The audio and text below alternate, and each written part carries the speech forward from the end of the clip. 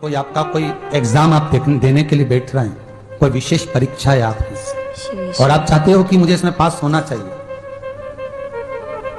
आप चाहते हो कि इस परीक्षा में मैं पास हो जाऊं और बहुत जरूरी है मेरा पास होना, मैं बहुत बार दे चुका हूं, बहुत बार दे चुकी हूं।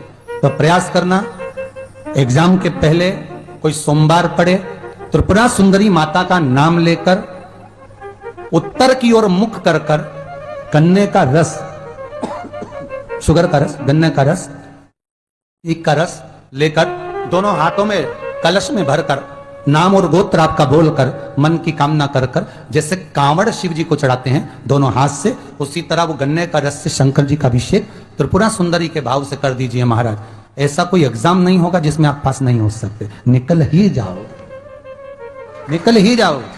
त्रिपुरा सुंदरी माता का स्मरण, मात्र स्मरण सुख का दे। तुम संपूर्ण तरह से हार जाओ, लगे अब कुछ भी नहीं अपने पास में, एकदम खाली हो गए, कुछ भी नहीं बचा, तब बेलपत्र के वृक्ष के नीचे शंकर जी के मंदिर के सम्मुख में 2 दीप लगाना प्रारंभ कर दीजिए।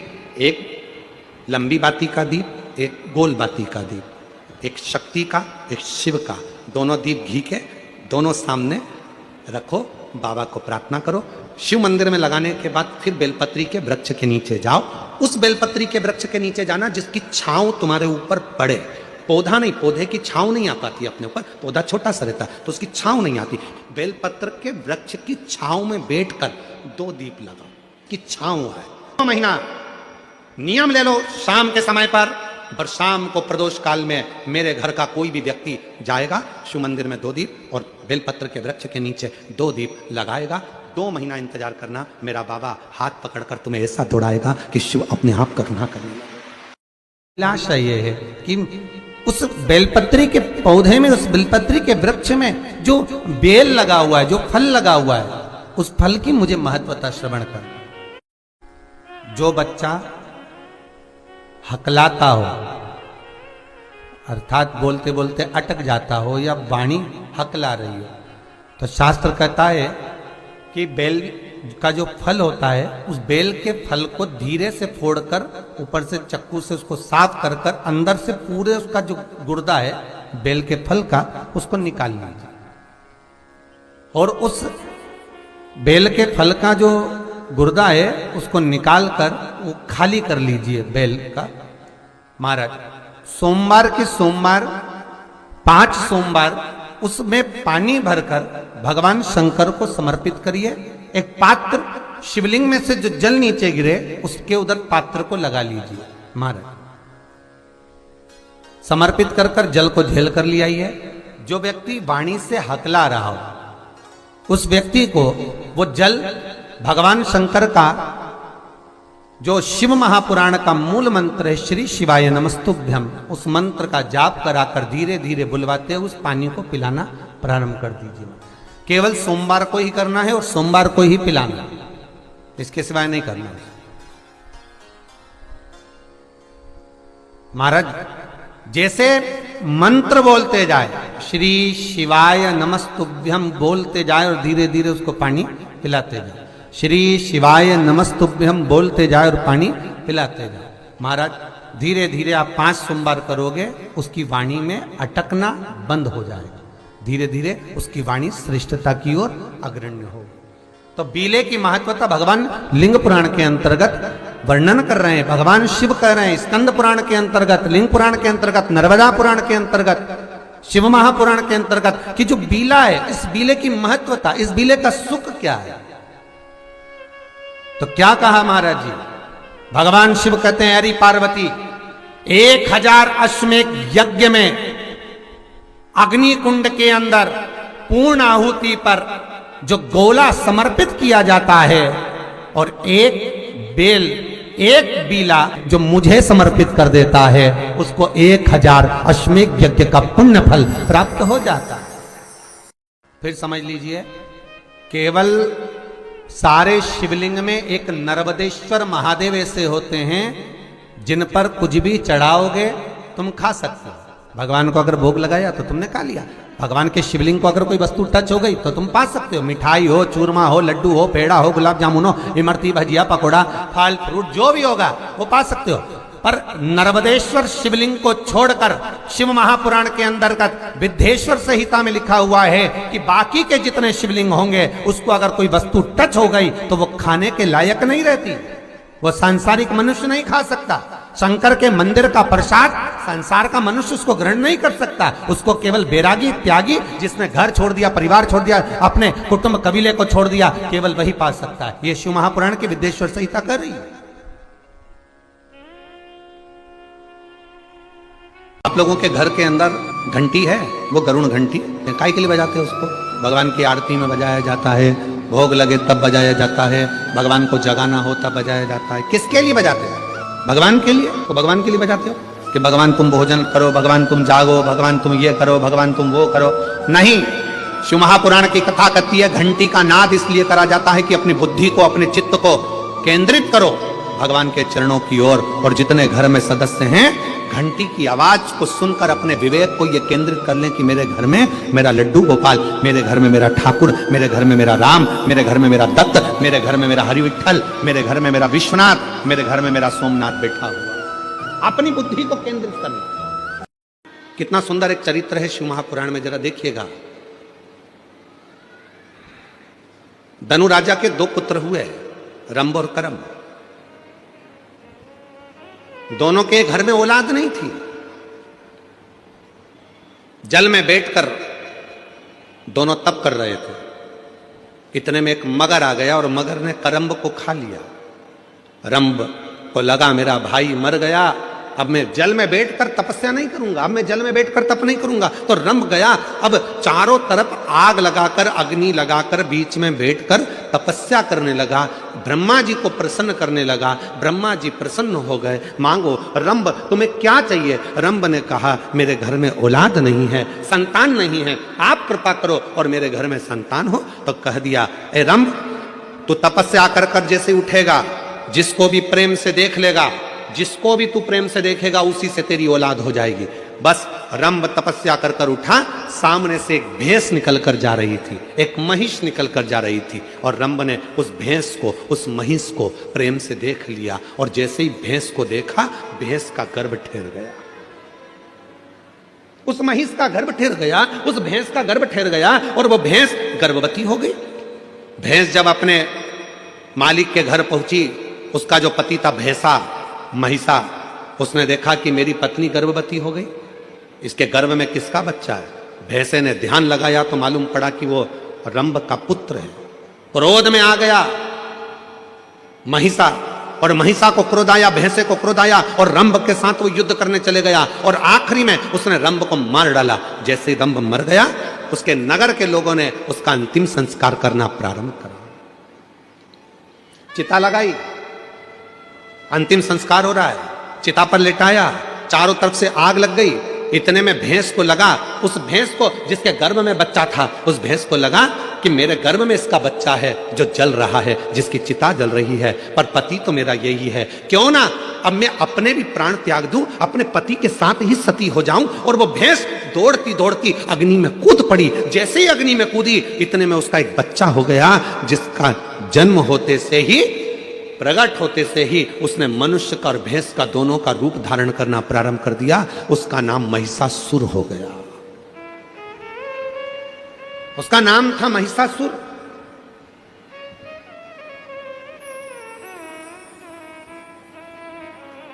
भैंस का रूप धारण कर कर, भैंसे का बड़ा रूप धारण कर कर सामने आ गया।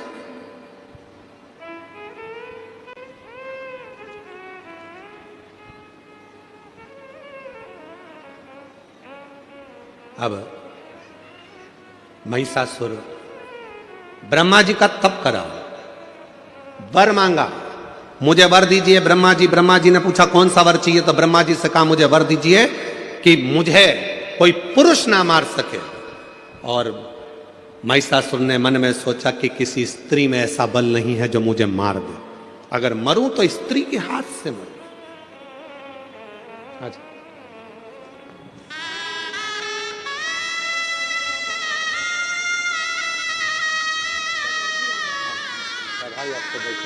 महिषासुर को वर मिल गया, मरूं तो एक स्त्री के हाथ से मरूं। तथास्तु। खूब उपद्रव मचाया उस महिषासुर ने, बहुत बहुत उपद्रव मचाया। इतना उपद्रव महिषासुर ने मचाया, चारों तरफ हाहाकार मच गई। हर जगह पर लोग घबराने लगे, डरने लगे, भय खाने लगे। इतना भय उत्पन्न होने लगा महिषासुर के कारण कि देवताओं के पास में दौड़ दौड़ कर जाते, प्रार्थना करते, इस महिषासुर को मार दो। ब्रह्मा जी ने कहा, ये महिषासुर ऐसे मरने वाला नहीं है, ये मरेगा तो किसी स्त्री के हाथ से मरेगा, इसको देवता नहीं मार सकते, इसको मारेगी तो केवल एक नारी मारेगी। अब देखिए, जो कथा चल रही थी वो यहां पर आकर जुड़ी है। आपके अंदर एक भगवान ने ऐसा गुण देकर भेजा है, उस गुण को आपको निखारना, उस गुण को निखारना। कैसे मरेगा? देवताओं से जाकर कहा, आप सबकी धर्म पत्नियों को जाकर कहिए कि कोई एक इस महिषासुर को मार दे। इंद्रदेव की पत्नी से कहा, क्या तुम मार सकती हो? ब्रह्मा जी ने कहा, नारी में बल तब आता है जब वो अपने पति का सम्मान करे, आदर करे, सत्कार करे और नमन करे, ऊंची आवाज में बात ना करे, तो नारी के अंदर एक बल बड़ा प्रबल रहता। में आ गई थी और उसने मुझे अपशब्द कह दिया था, मेरी पत्नी इंद्राणी भी महिषासुर को नहीं मार सकती। फिर कहा भगवान विष्णु से, आप लक्ष्मी जी को भेजिए और लक्ष्मी जी से कहो कि महिषासुर को मार दे। लक्ष्मी जी की बात आई तो भगवान विष्णु ने कहा, लक्ष्मी महिषासुर को नहीं मार सकती, क्योंकि एक बार मैं लक्ष्मी जी तैयार हो रही थी, श्रृंगार कर रही थी और मैं लक्ष्मी पर हंस दिया था तो लक्ष्मी ने मुझे श्राप दे दिया था, हे नारायण, तुम मुझे देखकर घोड़े जैसे हंसे हो, मैं तुम्हें श्राप देती हूं कि तुम्हारा सिर कटेगा और तुम्हारा को घोड़े का मुंह लगेगा, तुम्हारा हयग्रीव अवतार होगा। तो मेरा घोड़े का मुख लगा और मैंने हयग्रीव अवतार धारण करा, तो लक्ष्मी भी महिषासुर को नहीं मार सकती। तब देवताओं ने कहा, केवल एक पार्वती ऐसी है जो अपने पति से कभी चिढ़कर नहीं बोलती, कभी क्रोध में नहीं बोलती, इसलिए केवल पार्वती महिषासुर को मार सकती है। केवल पार्वती, कोई देवी में सामर्थ्यता नहीं है पार्वती के अलावा जो महिषासुर को मार दे। शंकर भगवान बोले, मेरी पार्वती को तो गुस्सा ही नहीं आता, जब गुस्सा ही नहीं आता तो मारेगी कैसे? जब गुस्सा आता है तो टूट पड़ती है, क्रोध आएगा तो झगड़ा करेगी ना, इसको तो क्रोध ही नहीं आता। इतने में ब्रह्मा जी ने कहा, अब तुम्हें उसको गुस्सा तो दिलाना पड़ेगा। तो भगवान शंकर ने मन में सोचा, गुस्सा कैसे दिलाऊं? तो एक बार भगवान शंकर ने कहा, मैं प्रयास करके देखता हूं। शिव जी पहुंच गए, पार्वती जी भोजन बनाई, आकड़िया की रोटी बनाई, काकड़िया की साग और परसे माता पार्वती जी पावे भोलानाथ, मन शिव रटोरे, छोड़ दो कपट मन शिव रटोरे। मन में सोचे, गलती मेरी गिना रही है, पर इसको गुस्सा तो आ ही नहीं रहा। शंकर भगवान बाहर गए भोजन करते करते, भगवान विष्णु और ब्रह्मा जी बाहर खड़े थे। उन्होंने हाथ जोड़कर बोला, प्रभु कुछ हुआ? शंकर भगवान बोले, रत्ती भर भी करंट नहीं आया, रत्ती भर नहीं आया। इतने में भगवान ब्रह्मा और विष्णु ने तुरंत कहा, प्रभु आपने क्या क्या बोला? तो कहा, मैंने उसके पिताजी के बारे में बोला कि तुम्हारे पिताजी ने कुछ नहीं दिया, तो वो बोली तुम्हारे घर में रखने की जगह नहीं थी, उसके बारे में बोला। तो इतने में भगवान विष्णु ने कहा, एक काम करो कि पार्वती का जो अगला जन्म था सती का, उनके पिता के बारे में बोलो, हो सकता है थोड़ी आग लग जाए, हो सकता है। जब तेरे पिताजी ने यज्ञ रखा और उस यज्ञ में सबको बुलाया, मुझे नहीं बुलाया, तुझे नहीं बुलाया, तेरा पिता था अपनी बेटी को नहीं बुलाया, और तू पहुंच भी गई तो धक्के मारकर निकाल दिया तेरे पिताजी ने। इतनी देर में तो पार्वती जी जो आटा उसन रही थी उसको और जम के उसनना चालू करा, और जम के। मेरे पिता को ना बखानी है, मेरे बाप को अपशब्द ना कहिए, अब तो मैं आपके घर की हो गई हूं। ये आटे पर उंगली बनाने का मतलब है कि अब मैंने सील ठप्पे सब तुम्हारे घर के लगवा लिए हैं, अब सारी प्रॉपर्टी तुम्हारी, जमीन जायदाद मकान सब मेरा और तुम्हारा है, तो अब पिता का क्यों बखानना, पिता का क्यों कहना? पर शिवजी तो माने नहीं, गुस्सा दिलाना था। आखिरी में शंकर भगवान ने कह दिया, अरे पार्वती, आखिरी में तो तुझे जल के भस्म होना ही पड़ा। इतनी देर में पार्वती बर्तन को लेकर मांजने बाहर गई, बर्तन धोने जैसे बाहर पहुंची, सामने से महिषासुर आ रहा था। और जब गुस्से में लाल और फिर कोई कुछ कह दे। अब शिव जी कुछ नहीं बोले, चुपचाप से बाहर निकले। भगवान विष्णु और ब्रह्मा जी ने पूछा कुछ हुआ? इतने में भगवान शंकर बोले मालूम पड़ेगा, कुछ देर खड़े रहो। इतने में सामने से आ रहा था महिषासुर, भैंसे पर बैठा था। आवाज लगाकर कहा, बड़ी सुंदर हो नारी, तुम मेरी बन जाओ। अब तो मां ने खोले केस और भयंकर बर्तन को तो पटका नीचे, और जो देखा महिषासुर को, महिषासुर देखकर बोला तुम तो क्रोध में और सुंदर लग रही हो। इतने में तुरंत शंकर भगवान ने भगवान विष्णु का हाथ पकड़कर बोला, अब कुछ मत बोलो, घी में, अग्नि में घी डलना चालू हो गया है, और अब अपने को सामने नहीं आना, ये अकेला निपट जाएगा। अब सामने क्रोध आया मां को, बाल खुले थे मां जगत जननी के, तो माता जगत जननी जगदम्बा ने उसको बांधा, पर क्रोध की अग्नि इतनी तीव्र थी कि केश फिर खुल गए। इसलिए हमने देखा है जब माताएं लड़ने के लिए जाती है पड़ोसी पड़ोसन के यहां, तो फुल एनर्जी से बोलती, बोल तो जरा। पार्वती मैया ने अपना जूड़ा बांधा, जो जाने लगी केश फिर खुल गए। ऐसी कृपा कर। हजारों लाखों शेरों पर सवार होकर गर्जना करती हुई इस महिषासुर पर टूट पड़। हे सप्तशृंगी, कृपा कर। हे मां मुंबा देवी, कृपा कर। हे मां चंडी, कृपा कर। हे मां कमला, कृपा कर, करुणा कर।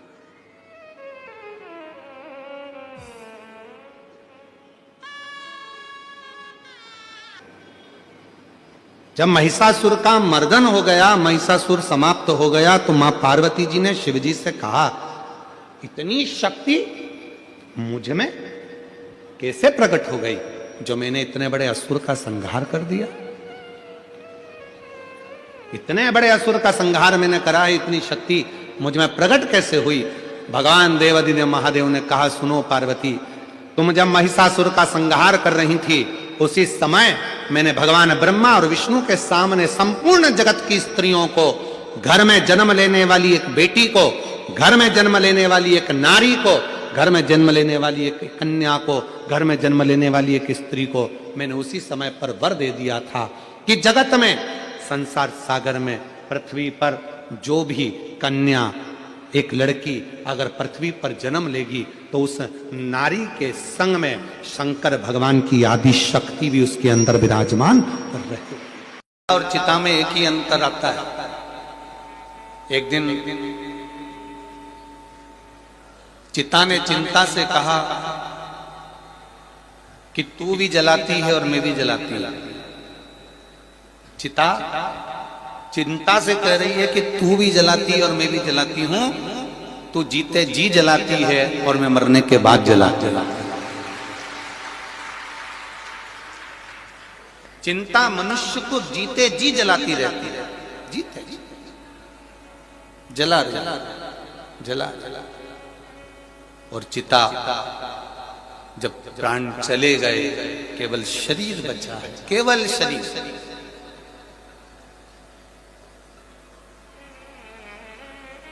तब इस शरीर को ले जाकर वहां जला दिया गया। चिंता और चिता में एक ही अंतर भारी है कि चिंता मनुष्य को जीते जी जला देती है और चिता मरने के बाद जला देती है। पर यदि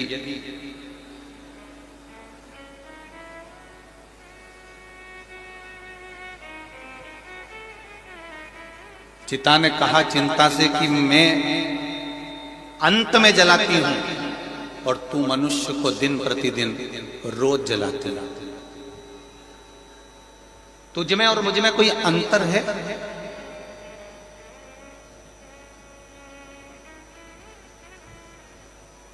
चिता कह रही है चिंता से, तुझ में और मुझ में कोई अंतर है?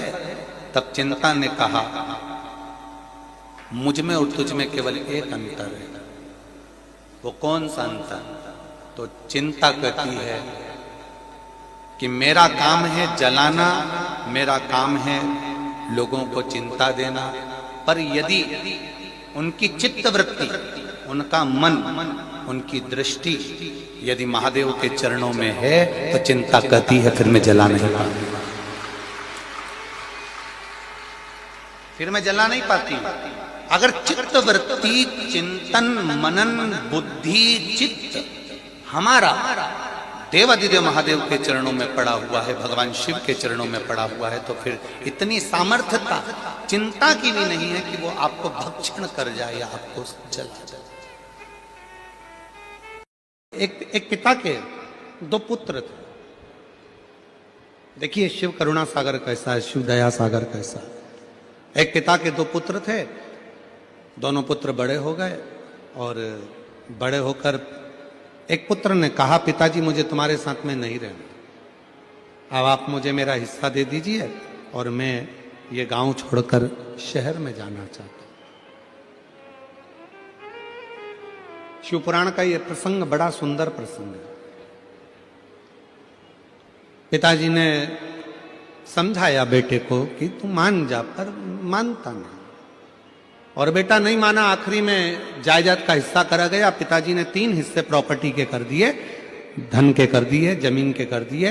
एक बड़े बेटे को दे दिया, छोटे बेटे को दे दिया, एक हिस्सा खुद का रख लिया। समय बीता, बेटा अपना हिस्सा लेकर चला गया, शहर में गया और जाते ही उसके 3 मित्र बन गए।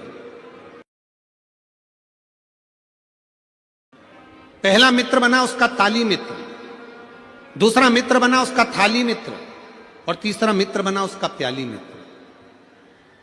कि जब हम बहुत उन्नति की सीढ़ी पर चढ़ते हैं, बहुत वैभव की ओर बढ़ते हैं, तरक्की करते हैं, तो 3 मित्र हमारे जरूर सामने आते हैं। पहला होता है ताली मित्र, जो आपकी प्रशंसा कर कर आपको कहीं ना कहीं नुकसान देने का प्रयास करेगा, वो होता है ताली मित्र। दूसरे नंबर पर होता है थाली मित्र, जो आपको होटल तक लेकर जाएगा, अपने पैसे से तुमको खिलाएगा, अपना पैसे से तुमको लत लगाएगा भोजन की होटल के, और होटल के भोजन की लत लगाकर फिर तुम्हारे पैसे से वो खुद खाए, उसको कहते हैं थाली मित्र। और तीसरे नंबर पर है प्याली मित्र, आपको पीना याद नहीं है पर वो अपने पैसे से तुम्हें मय खाने में ले जाकर कहीं ना कहीं गलत दुकान पर ले जाकर आपको पीने की आदत डलवाएगा। इसलिए शिव पुराण की कथा कथी है 3 मित्रों से बचने का प्रयास करना। पहला ताली मित्र, दूसरे नंबर पर बोलते जाओ जम के थाली मित्र, और तीसरे नंबर पर प्याली मित्र। ये 3 मित्र बर्बादी की ओर लेकर जाते। जब पिता ने हिस्सा दे दिया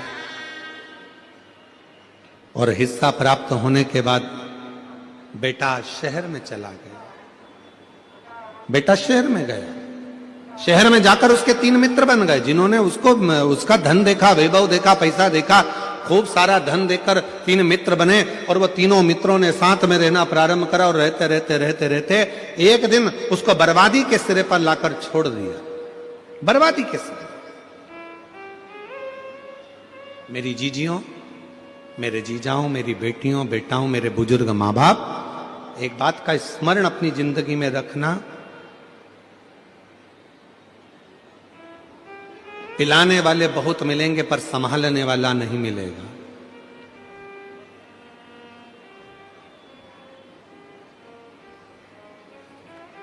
बर्बाद करने वाले ढेर मिलेंगे पर आबाद करने वाला कोई ना मिलेगा। इसलिए अपनी सावधानी अपने साथ में होना बहुत जरूरी है। पर ले जाने वाले ये तीनों मित्र भी साथ छोड़ दिए, कुछ भी उसके पास में नहीं बचा। तब उसके स्मरण में आया, अब करूं तो करूं क्या मैं? क्या अपने गांव वापिस चले जाऊं? अगर गांव जाऊंगा पिताजी धक्का मारकर निकाल देंगे तो कहां जाऊंगा? फिर भी एक बात प्रयास करता हूं कि गांव जाता हूं।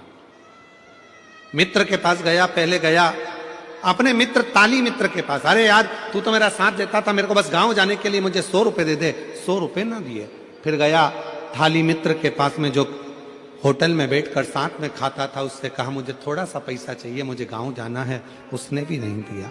प्याली मित्र में नहीं दिया। तब अकेला पैदल पैदल पैदल पैदल अपने गांव पर जा रहा, पैदल पैदल। और जब गया देखा पिताजी खेत में काम कर रहे थे, खेत में काम कर रहे। देखा काम करते करते पिताजी का ध्यान गया अपने बेटे पर, और बेटे पर जो ध्यान गया तो पिताजी ने बाहें फैला ली, और जैसे ही बाहें फैलाई बेटा दौड़ कर गया और पिता के गले लग गया। पिता के जैसे ही गले लगा तो बेटा रोकर, धड़क कर रोकर कहता है, पिताजी मैंने पूरा धन बर्बाद कर दिया, पूरा पैसा मेरे दोस्तों ने खा लिया, सब कुछ में बर्बाद हो गया, सारे पैसे को मैंने गलत जगह पर लगा दिया, और तो भी आपने मुझे अपने गले से लगा लिया। पिताजी ने कहा बेटा धन चले गया कोई बात नहीं, संपदा चली गई कोई बात नहीं, पर तू तो मेरे पास में आ गया ना, चिंता मत कर, चिंता मत कर, तू मेरे नजदीक में है ना। जैसे एक पिता अपने पुत्र के लिए बाहें फैलाकर, हाथ फैलाकर खड़ा है, और कैसा भी पुत्र है उसको गले से लगा रहा है, उसी तरह मेरा शिव है, उसी तरह मेरा शंकर है, उसी तरह मेरा देव अधिदेव महादेव है, बाहें फैलाकर खड़ा है। जब दुख आए, तकलीफ आए, कष्ट की घड़ी हो, बहुत दुनिया ने धोखा दे दिया, ठोकर लग जाए, तब आखिरी में एक लोटा जल लेकर शिव के शिवालय तक पहुंचना प्रारंभ कर दो, मेरा बाबा तुमको गले लगाना प्रारंभ कर देगा अपने हृदय से। कि मैं बहुत हताश हो चुकी हूं, बीमारी समाप्त नहीं हो रही, या मेरा दुख या मेरी तकलीफें समाप्त नहीं हो रही है।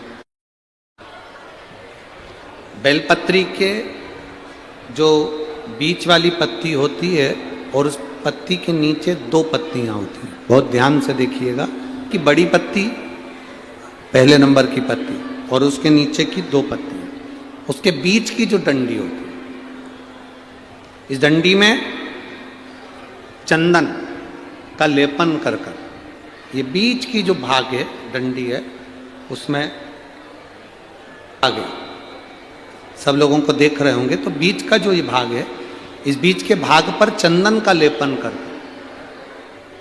7 दाने चावल के लेकर, जब तुम्हें लग रहा है कि ये बीमारी समाप्ति नहीं हो रही, पकड़ के बैठ गई, ये तो छूटी नहीं रही। ऐसी बात है कि अदालत में कोई केस चल रहा है, या प्रशासनिक कोई तकलीफ आ रही है, या अपने घर में कोई व्यापार से जुड़ी हुई या कोई धन से जुड़ी हुई कोई प्रॉब्लम है, और वो ये बेलपत्री इसके मध्य की जो डंडी है, इस मध्य की डंडी में चंदन लगाकर 7 दाने चावल के लेकर, आप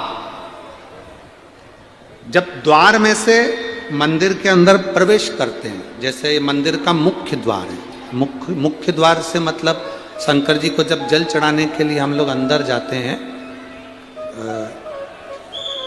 उसके पहले नंदी आ जाता है, नंदी के भी पहले का जो दरवाजा, मंदिर का मुख्य द्वार, उसको समझ, अंदर प्रवेश करते उसके पहले चंदन लगी हुई बेलपत्र और 7 दाने चावल के हाथ में लेकर नंदी के सीधे हाथ की ओर से, मतलब आपका भी सीधा हाथ है तो नंदी का भी सीधे हाथ की ओर से, आप नंदी के कानों में अपनी बात को कहकर ये बेलपत्री और 7 दाने चावल के ओम नमः शिवाय बोलकर, नमः शिवाय बोलकर, या श्री शिवाय नमस्तुभ्यम कहकर डंडी का मुख अशोक सुंदरी की ओर हो और शिवलिंग पर उसको समर्पित कर दो चावल के दाने के साथ।